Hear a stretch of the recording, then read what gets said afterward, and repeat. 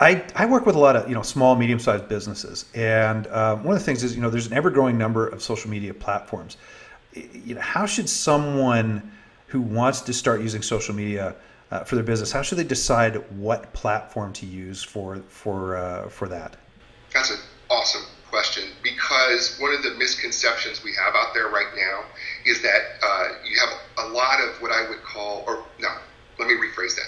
They call themselves social media gurus or experts, and so they, because I'm not either of those things, but they want to tell you kind of like you need to be on all of it. And the first mistake that we make is that you don't need to be on all of it, because not all of it is relevant to your demographic. Yep.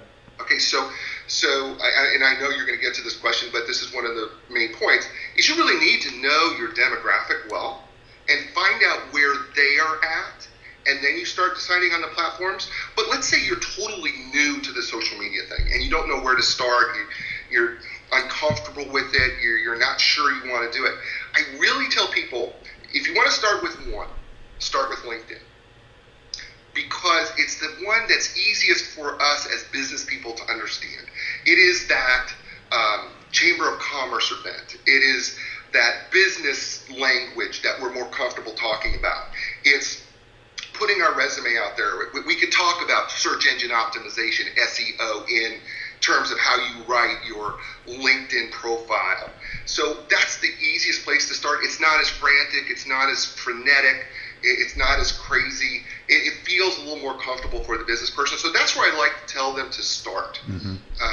And so if you combine that with your demographic, because chances are a lot of your demographic who are in business anyway are probably going to have a LinkedIn profile. Yep. That's a nice way and comfortable way to get to start to connect with people, and maybe start to do a little interaction, get involved in some of the groups, and start having a few discussions and getting comfortable on the business side, and then start transitioning over to a more personal profile like Facebook or something like that. That might be easier.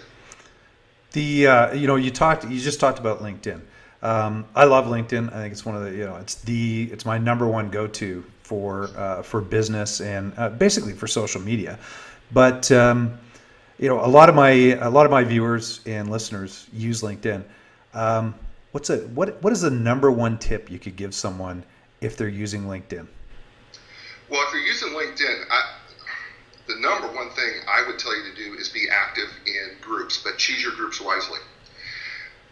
You have no better way to demonstrate your credibility, knowledge, and experience than being an active participant in a discussion group.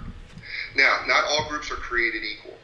So some groups, they have allowed it to be wide open where people start publishing their own blogs and things like that.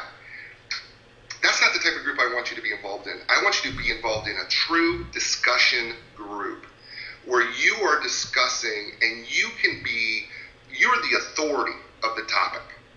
And let other people who are in that group see your authority, see your expertise, and demonstrate your credibility, because that's going to give you business. Because people are going to go, wow, that's good, right? Mm-hmm. That's how you start creating it. And I will say also that the LinkedIn has now created what's called long-form blogging. Mm-hmm.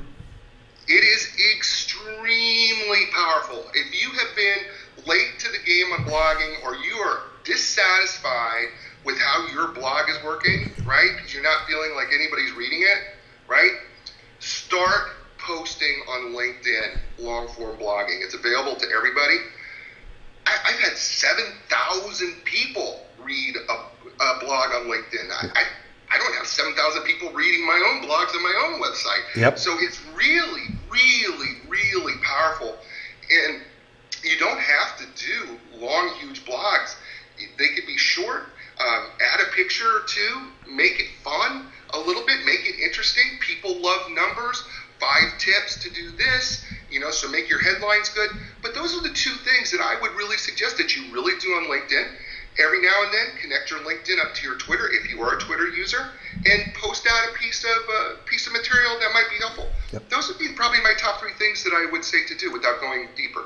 The idea behind the blog is phenomenal. I do it every day. I post pretty much every day.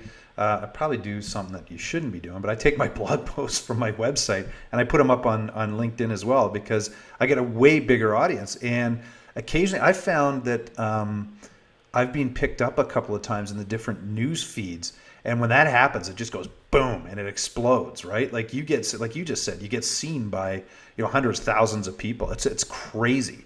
And it's like winning the lottery. Unfortunately, I don't think there's any set way to get it, make sure you get into these news feeds, but they will find you and they'll put it out. I love it. I absolutely agree 100% with you that people should be putting posts out. The other thing too is, and I don't know, Jay, if you've got this on your phone, but I have the Pulse app for it, and they put it up and it goes, bing, hey, Chris Hamilton's written a new post. It's like, thanks for giving me advertising. I appreciate that. It's awesome. Whenever I get a post that makes it to Pulse.me, right? I mean, it's like a big deal. I'm taking screenshots of it, right? Because you got that post that just made it in, and then people will pick it up. I noticed, like, there is these paper LIs. Have you ever heard of paper LI? No. So it's a free newspaper that you get that just grabs content that you kind of tailor make, right? Yep. And you can phrase it in your own. You can create your own paper for a little bit of money.